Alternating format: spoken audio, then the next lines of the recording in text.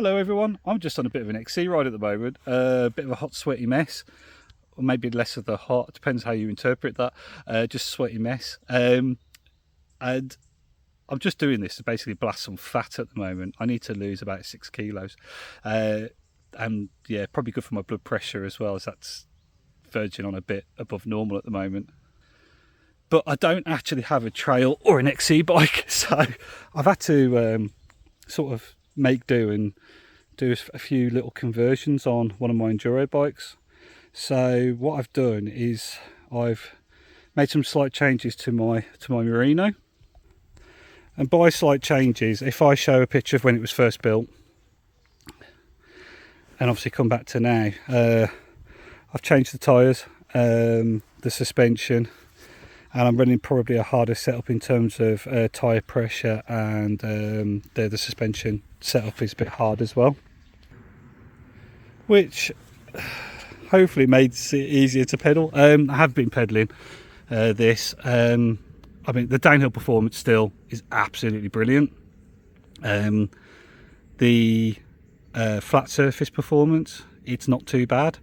And the climb performance, it's probably no worse than any other enduro bike I've ever ridden uphill, to be fair. It's actually arguably better than others, even though it really shouldn't be if we listen to modern media.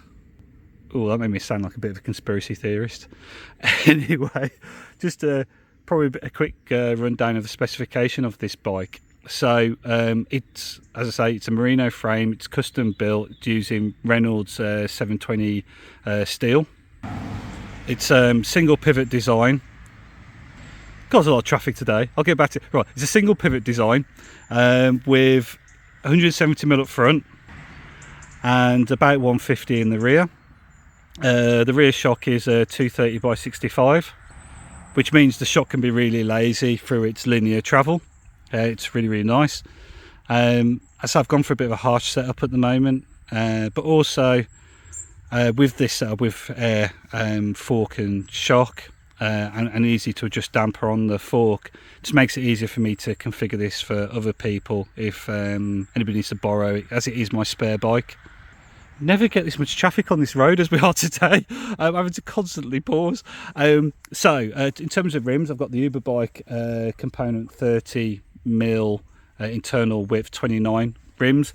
They're actually quite good, to be fair. They're not too heavy. They're actually probably amongst the lighter rims I've got of that specification. The hubs run really nicely, very low friction. I changed out the DHR2 tyres for DHR2 tyres, but these are the exo case tan wall with the dual compound rather than triple compound. So they probably are the lightest DHR2 tyres I can run, even though they are still DHR2 tyres, so they are still quite capable. The fork is a Marzocchi Bomber Z1, as I mentioned before. It's 170mm. I'm running 203mm rotors on this, as you might be able to see there. They are the Shimano Icetech MT905s. I'm running Shimano XT M8120 brakes, full pot. So yeah, nice brake. But I'm using the Uberbike braided hoses, largely because I needed hoses, but they are actually quite good, to be fair. Normal 12-speed setup, Shimano XT M8100. Running a 32 tooth chainring at the moment that I'm probably going to change down to a 30 just to make it just a little bit easier. It's not that bad at the moment, but just want to be a little easier. In terms of cranks, I'm running the M8100 boost cranks at the moment. I might go to the next one's up, not the Super Boost one, but the one that happens to exist in the middle with the 55mm chain line.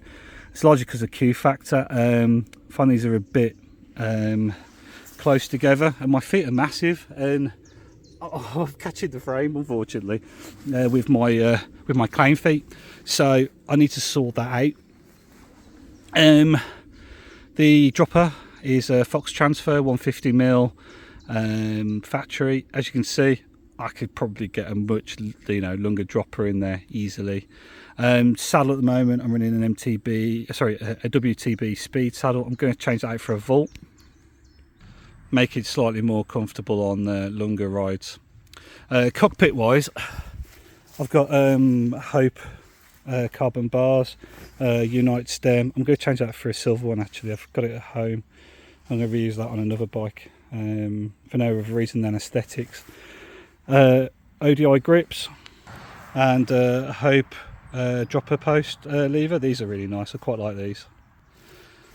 I'm running my Gemini lights on this. I've actually got some what they call Magic Shine ones, but the build quality of them is nowhere near as good as these. So yeah, I've got those on. You know, Wahoo, so I know where I'm going. PT's Enduro thing, and that's the battery for the lights.